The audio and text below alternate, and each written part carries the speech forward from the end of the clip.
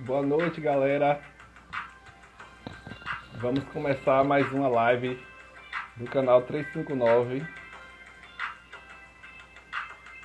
Boa noite, Helena. Vamos esperar as pessoas entrarem aqui um pouco para a gente começar. Esperar também a entrada do nosso convidado, que hoje vai ser uma live polêmica. Pronto, ele entrou. Vou convidar aqui.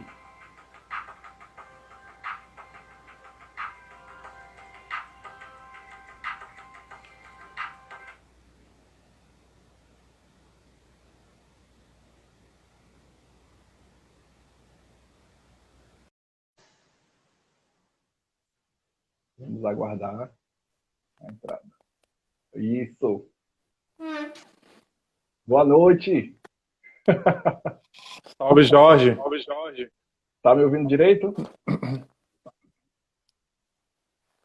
Tá me ouvindo bem? Um pouco. Deu uma interrompida aí agora. Pronto. Vou apresentar. Pessoal, esse aqui, o nosso convidado é Gustavo Peixoto. Ele é advogado e aceitou nosso convite para falar um pouco sobre o retorno às aulas presenciais nesse momento de pandemia. João Cabeça, boa noite, João. Então, Gustavo, eu queria que você se apresentasse um pouco para as pessoas me conhecerem. Olá, sou seu primo. O mais importante. Meu nome é Gustavo Peixoto. Sou advogado há 17 anos. Formado lá em Ilhéus, pós-graduação pela Universidade Federal da Bahia em Direito Empresarial. E atualmente advogado da ACINE, Associação Intermunicipal de Escolas Empreendedoras, que são escolas de várias cidades, e atuando e tentando ajudar um pouco esse setor que, junto com o setor de festas e entretenimento, está sendo atualmente o mais prejudicado, uma vez que agora já teve a abertura dos bares e das academias. Esses são os dois setores que continuam muito prejudicados com a pandemia. Então, estou trabalhando com eles, tentando amenizar um pouco todo esse problema, que todos os setores tiveram problemas, mas esses dois em específico estão bem complicados, justamente por conta da dificuldade do retorno. A gente entende toda a dificuldade de retorno que é para uma escola voltar, mas é preciso conversar, é preciso debater e não só taxativo, dizer que não vai e que não pode, mas por que não pode? Você muitas vezes não sabe nem como é que vai ser a volta dessa escola. Então a gente está aqui para tentar conversar sobre isso. Então, você falou aí que o trabalho é empresarial, certo? Sim. Como você entrou nessa questão para trabalhar, né, com as escolas, né? Como surgiu essa oportunidade?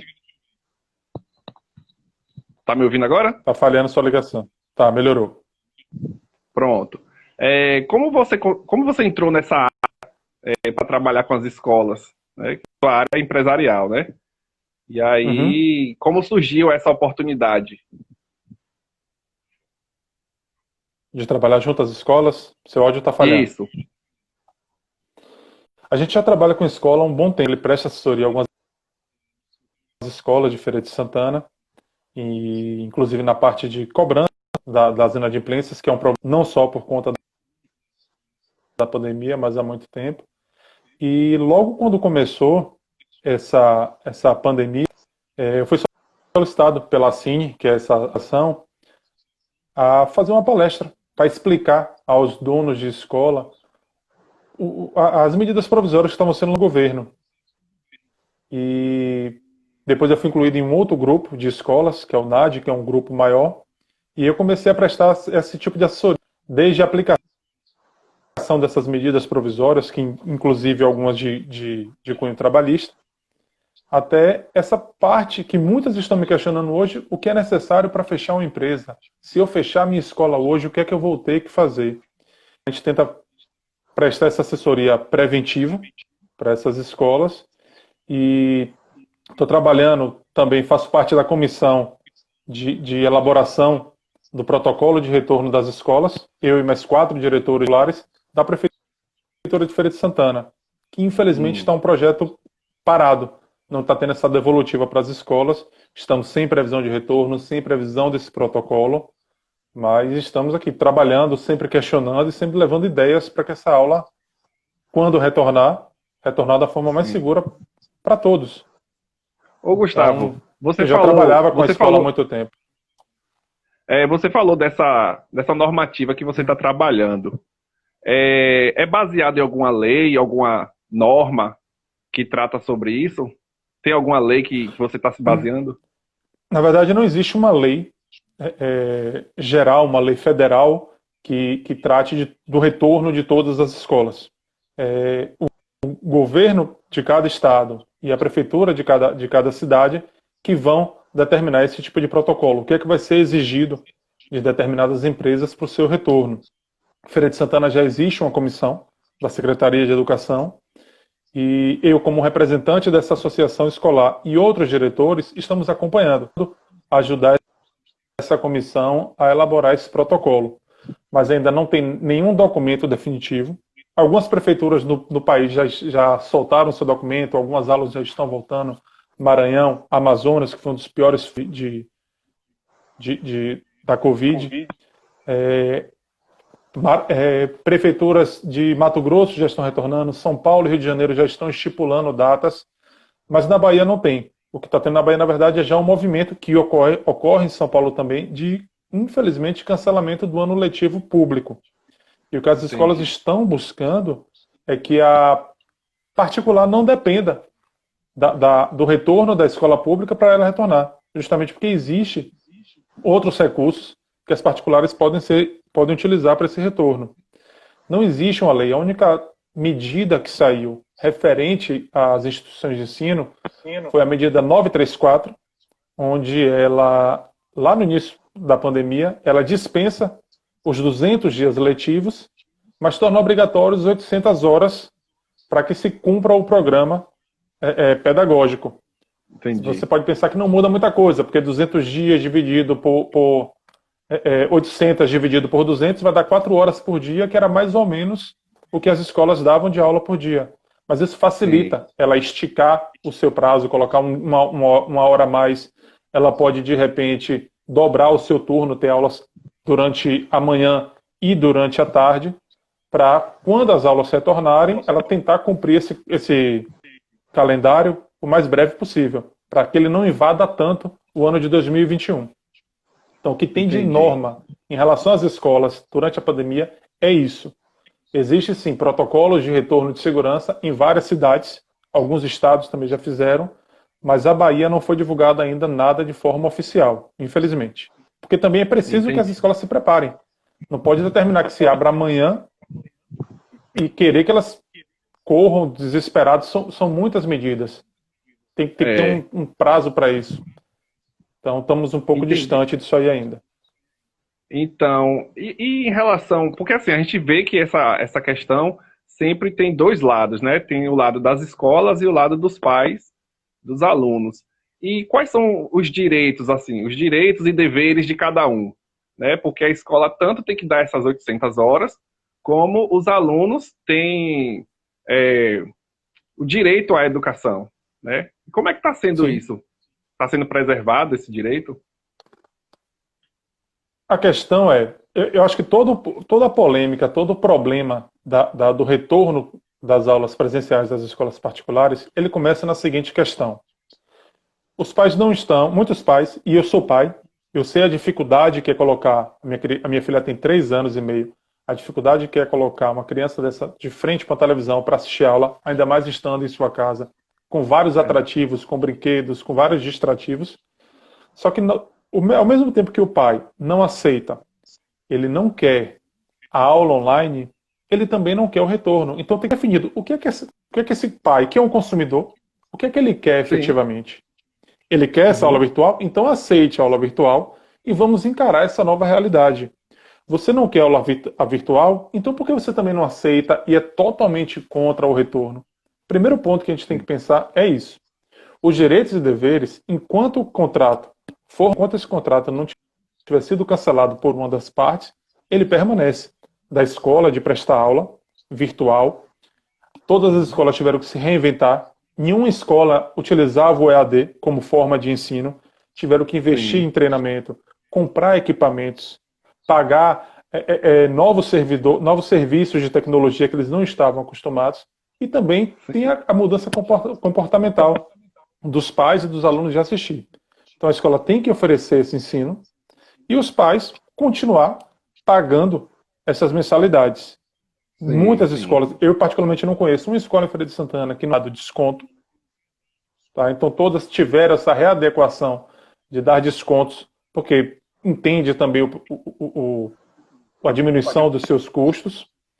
Só retornando à sua primeira pergunta que me passou, tivemos um decreto estadual que foi aprovado pela Câmara de Deputados, mas não foi ainda sancionado pelo governo, que prevê justamente isso, a questão do desconto nas mensalidades, em até 30%, tornando isso obrigatório. Só que a grande maioria já deu esse desconto. Então você tem os mesmos direitos e deveres desde que o contrato continue válido. Só a forma de prestação de serviço que mudou. E se antes você tinha 4 horas de aula e hoje a sua aula online são 2, essa escola, para finalizar o ano letivo dela, vai ter que cumprir esse calendário. As 800 horas, como eu falei, continuam obrigatório. Então o pai que ele está pagando, ele tem que exigir também, olha, cadê o conteúdo programático? Saiu? Foi dado o teu conteúdo programático todo? Eu exijo isso, já que eu estou pagando. A grande questão é, não estão pagando. O índice de inadimplência nas escolas está beirando 80%. Muitas escolas, escreva isso, não vão funcionar mais ano que vem, porque não vão ter como, a conta não vai fechar. Então os direitos e deveres existem para os dois, desde que o contrato continue válido. Sim. Ô, Gustavo, tem uma pergunta aqui de Eduardo. Esse decreto não seria inconstitucional? O decreto do desconto, né? Que ele tá... O decreto, inclusive, os estados que já sancionaram tiveram justamente essa derrubada do decreto. As instituições particulares de ensino que mantiveram todo o ensino à distância, principalmente faculdades que já tinham usando isso, conseguiram derrubar. É uma discussão muito grande que está ocorrendo e algumas decisões do Supremo, inclusive em alguns estados, já está determinando que sim, é inconstitucional. Mas o deputado está ali também para defender o seu eleitorado, né? E tenta fazer isso. Sim, engraçado, interessante que eu coloquei um questionamento no Instagram, perguntando aos seguidores se eles concordavam com a volta às aulas presenciais. E foi 100% de resposta dizendo que não eram a favor a volta às aulas nesse momento. E aí eu fico, né, sem saber o que pensar. As pessoas não estão querendo que volte às aulas presenciais, mas também estão com esse questionamento de pagar ou não pagar, de tirar o filho, de não tirar o filho, porque a criança tem o direito à educação, né? Então, tirar o filho já é já sai de todas as normas. Eu conheço pessoas que tiraram os filhos. E aí? A escola pode fazer alguma coisa, pode entrar em contato com o conselho tutelar, porque as crianças não estão estudando. Existe, né? Existe uma obrigatoriedade por diversas leis, inclusive Constituição Federal, Estatuto da Criança e Adolescente, o próprio Código Penal vê como crime a evasão escolar. E o Ministério Público da Bahia, no início, ele lançou um parecer dizendo que não deve ser retirado os filhos de 4. O Jorginho está me dando um eco quando eu falo eco. Peraí. Não sei, tá... Pronto. O Ministério Público da Bahia, ele lançou um parecer orientando que não seja retirado os filhos de 4 a 17 anos, que é o estudo obrigatório. Então, as escolas que os pais estão tirando, que estão cancelando seus contratos, pelo menos as escolas que eu advogo, eu oriento sim que envie para o Ministério Público e para o Conselho Tutelar uma lista mensal de, olha, esses alunos não estão mais estudando na minha escola. Porque a escola vai estar se resguardando de uma possível fiscalização e precavendo todos os seus direitos dela. Tá? Então, assim, tem essa obrigatoriedade, mas eu entendo os pais que retiram os alunos das escolas, seja por questão financeira, seja por questão de não concordar com o ensino virtual, mas existe sim uma obrigatoriedade de 4 aos 17 anos. Abaixo de 4 anos, que é onde está tendo a grande evasão das escolas, e esse é um grande problema destas escolas de educação infantil de Feira de Santana, a evasão está em cerca de 60% a 70%. E escola, querendo ou não, como eu te disse, é empresa. E aí a conta vai acabar não fechando. Gustavo, mas tem um problema. Um exemplo, meu filho não quer mais fazer as atividades da escola, né? Ele não consegue acompanhar as atividades virtuais. E aí eu não tenho o que fazer. Eu tenho que tirar ele da escola, porque eu não consigo nem... não sou especializado naquela área, não sei educar. Sim. Ainda mais com o ensino à distância, que é uma coisa nova para todo mundo, né? Então, o que é que eu faço nessa situação? É nova para o pai, é nova para o aluno, é nova para o professor. A gente pode pensar que às vezes olhar para uma câmera é mais fácil do que olhar para 30, 40 pessoas numa sala de aula. Não é. Ontem eu fiz uma sustentação virtual no tribunal e fiquei mais nervoso do que se estivesse lá, perante os desembargadores, perante outros advogados. Então, tudo... O pai ele pode tirar da escola. Mesmo estando no período da obrigatoriedade, ele pode tirar. Agora, ele tem que manter matriculado. Será que ele vai conseguir matricular na rede municipal? Se ele não tiver matriculado, o filho, obviamente, vai perder o ano e ele está. Eu, particularmente, não acredito que vai ter qualquer tipo de processos ou de fiscalização do Ministério Público da Bahia, porque o quadro é enxuto e tem outras milhões de coisas para se preocupar. O que vai acontecer se o aluno perder de ano? Não acredito que nem o pai vai ser processado pelo Ministério Público ou pelo Conselho Tutelar, principalmente por conta desse motivo pedagógico da criança. Ela vai, de fato, perder o ano. E a gente sabe que tem toda uma questão econômica envolvida nisso aí, mas também de pais que não enxergam na escola um lugar onde seu filho cresce, onde seu filho se desenvolve, onde seu filho, querendo ou não, está ali tendo contato com os colegas. É muito importante, para depender da idade da criança, ela tá aquela questão pedagógica, social, de mesmo por televisão, ela reconhecer os seus pares, reconhecer os seus colegas. Tem pai que enxerga escola como brinquedoteca. Eu vou mandar meu filho para ele passar um turno lá longe para eu ter um pouco de sossego. Esses estão tirando.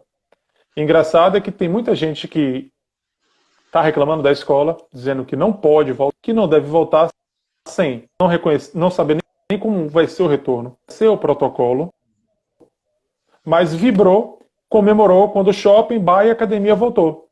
Os bares de feira estavam lotados sábados, com crianças, inclusive. Se você for no shopping, eu fui 2 vezes depois que reabriu, várias crianças andando. As academias hoje estão cheias. Não sou contra o retorno, não. Agora, é meio contraditório achar que só na escola vai ocorrer o contágio. Até porque não existe nenhuma determinação 100% científica de que as crianças são o principal vetor de contaminação. Basta jogar no Google. Você vai achar estudos na França contrário e a favor. Austrália e Noruega dizendo que criança não é um vetor de contaminação, mas você já acha dos Estados Unidos e da Finlândia, que é um grande... Então, é um terreno muito nebuloso. Não existe uma coisa científica comprovada. Sim. Tá? E assim, os protocolos que eu já vi de outras cidades e que possivelmente vão ser instalados em Feira de Santana são maiores do que qualquer outro segmento. Justamente porque tem o fator criança. Então, os cuidados vão ser triplicados para as escolas. Então, eu acho meio equivocado essas opiniões de criticar sem conhecer, sem saber como é que vai ser esse retorno. Então, deveria ser divulgado o protocolo, e aí sim, o pai vai optar se eu vou retornar ou não. Vá na sua escola, veja o que a escola está fazendo. Nenhuma escola vai voltar com um potinho de álcool em gel e dando uma máscara. Não vai ser assim. Vão ter várias divisões, turnos separados, intervalos diferentes. não vai se voltar. Por exemplo, os pequenos não vão ser os primeiros a voltar. As escolas que estão voltando com o pessoal mais velho, porque já tem uma consciência maior e até para adaptar a rotina dos funcionários. As limpezas das escolas vão ser muito mais rotineiras, tá? De banheiros, de maçanetas, bebedouro. É uma série até bebedouro de escola não vai poder mais ter. Lanchonete não vai poder mais funcionar para evitar contágios. Então, eu passaria aqui 1 hora falando de detalhes que a escola vai ter que modificar, que em muitos lugares não mudaram. Então, essa crítica em relação à escola que eu acho meio pesada, sem o conhecimento do que é que realmente vai acontecer. Certo. Poderia até diminuir a carga horária, um dia na semana presencial, outro, né? Variar existem. A volta vai ser assim, olha, tal turma vai entrar às 7h30, a outra vai entrar às 8h, porque inclusive tem todo um protocolo de entrada de limpeza de pés, aferição de temperatura, como já existe em algumas lojas. As lojas do comércio não fazem, nenhuma está fazendo a limpeza, a sanitização dos pés. As escolas todas já fizeram compra coletiva de tapetes, onde você bota sua solução com cloro. O termômetro, quase nenhuma está fazendo. As escolas vão ser obrigadas a ter esse termômetro. Intervalos em horários separados, aulas reduzidas, as aulas vão ser de 8 às 10h30, tá? E vai ser mantido o sistema híbrido. Aulas presenciais e aulas virtuais. A escola vai ter que investir para isso. Então, quem realmente não quiser, que seu filho fique em casa. Quem se sentir confortável e quiser que ele retorne para aquele convívio da escola, que volte. Eu passei no domingo no drive-thru para pegar minha lembrancinha do Dia das Crianças. Eu perguntei se minha filha não podia entrar, porque Dia dos Pais. Ela fala tanto da escola que eu perguntei, ela pode entrar na escola para matar a saudade? Porque ela pergunta, ela questiona a escola dela. Realmente, no dia não podia, posso até tentar. Mas tem que ter essa opção do pai escolher ou não. Entendi. Gustavo, tem perguntas aqui. Sim. Samara, boa noite, Samara. Em sua opinião, você acha que as escolas irão manter diariamente essas medidas de prevenção? Samara, é uma ótima pergunta. Assim, para abrir, todas vão ter que seguir o protocolo divulgado pela prefeitura. Se vão manter porque o custo é alto ou não, a gente vai ter 2 órgãos fiscalizadores. A própria prefeitura e 2, que é o maior órgão fiscalizador, os pais. Porque no dia que o pai chega lá e já vê que já está, primeira semana foi uma coisa e foi mudando, ele mesmo vai querer retirar o seu filho. Entendi. Então a fiscalização vai ocorrer do cliente, que é o pai, e da prefeitura. E a escola ela tem que passar isso, ela tem que passar essa segurança para que essas aulas continuem. A partir do momento que ela deixar de fornecer os equipamentos de segurança, tanto para os seus funcionários quanto para os seus clientes, ela mesma vai ser prejudicada nisso. Entendi. Ângela, boa noite, Ângela. Ela questiona, e na rede pública? Como será que isso na vai rede acontecer? pública, algumas prefeituras em São Paulo já decretaram que não vão mais voltar ao ensino. Teve uma notícia, só apurei de um site, então não tenho ela como verdade ainda, de que a região metropolitana de Salvador e Camaçari também já decretaram que não vão voltar. Mas sim, existe esse perigo de não voltarmos com as aulas presenciais na escola pública. O ano já está se encerrando.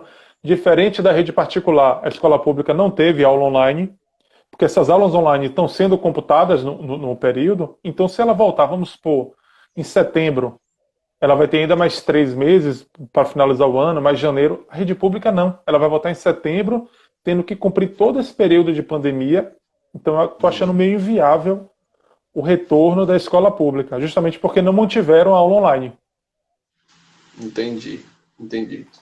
Então, Gustavo, a última pergunta seria sobre, a penúltima pergunta seria sobre uma reflexão sobre essa questão, mas acho que já foi respondida, já foi esclarecida. Respondemos aqui algumas perguntas. Sobre o retorno das aulas? Sim. Foi o que eu disse, você tem que avaliar a sua escola, que cuidado a sua escola está tendo, esperar primeiro esse protocolo. Eu já sei como é que vai ser o protocolo, então por isso que eu sei dizer, é algo que nenhum outro setor comercial teve, vai ser exigido da escola, justamente por conta da questão das crianças. Mas pense e reflita um pouquinho. Meu filho não pode ir para a escola, mas no condomínio, e eu digo pelo meu condomínio aqui, várias crianças brincando que nem máscara usa. As suas estão cheias de crianças. Será que realmente o problema é a escola? Será? Verdade. Esse é o questionamento que fica. É verdade. Então, a última pergunta, né? Sobre a sua profissão. O que é que te traz de positivo quando você trabalha com essas questões e qual o retorno que a sua profissão te dá, né? Em relação à felicidade. Você se sente realizado fazendo isso? Jorginho, eu gosto muito da minha profissão, tá? Eu gosto de atender clientes, eu sempre digo isso, principalmente nas escolas, eu gosto da advocacia preventiva, que é aquela que você atua para evitar um processo.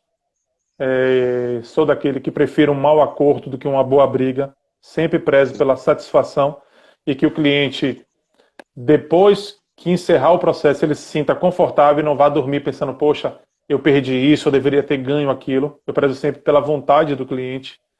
Só que, infelizmente, a minha profissão, ela fica vinculada a um poder judiciário que nós temos um dos piores do Brasil.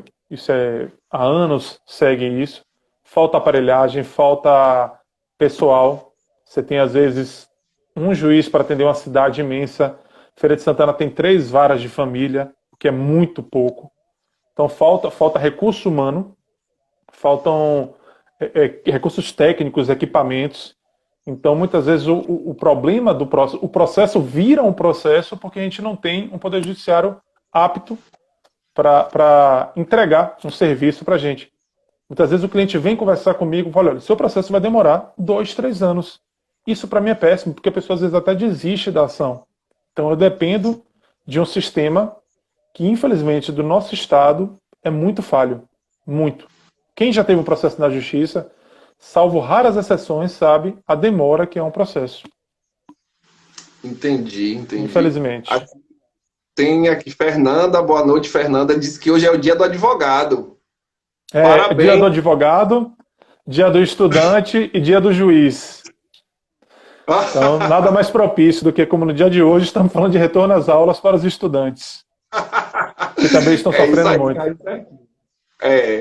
Judinara está dando os parabéns. Pro Judinara, Paulo, em uma conversa que eu tive com ela da João Paulo, exato. Ela que me disse isso. Poxa, se quer ficar na escola, fica feliz. Não adianta ficar aqui e tá reclamando. Aceita que agora é aula online e se retornar, retorne. É isso que está precisando. Está precisando das pessoas entenderem que ninguém fechou. Ninguém está em aula online por vontade própria. Entendeu? Entendi.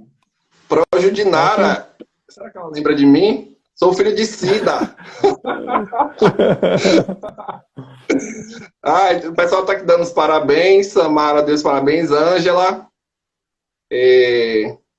Keila. Doutor Gustavo. Espera aí. Tem muita gente aqui falando. Dani. Quem é essa Dani Azevedo Peixoto? Minha sócia. A melhor advogada de Feira de Santana, disparada. Keila, doutor Gustavo, excelente profissional mesmo, parabéns. Magalhães, parabéns, Gustavo. Ok, Gustavo, eu queria te agradecer por essa live, por ter aceitado o nosso convite e falar um pouco sobre o seu trabalho. E é isso. Tem alguma coisa mais a acrescentar? Não. Eu que agradeço, adoro as suas lives e precisando qualquer outro assunto, se as escolas, quando sair esse protocolo, se você quiser, a gente marca aqui para a gente discutir esse protocolo, para o pessoal entender o que é que vai ser necessário quando sair esse protocolo de Feira de Santana. Se quiser, a gente marca mais uma. Pronto. Precisando, estou aqui. Muito obrigado a todos pelos elogios e confiança. Obrigado, gente. Boa noite. Até mais. Boa noite. Tchau. Tchau.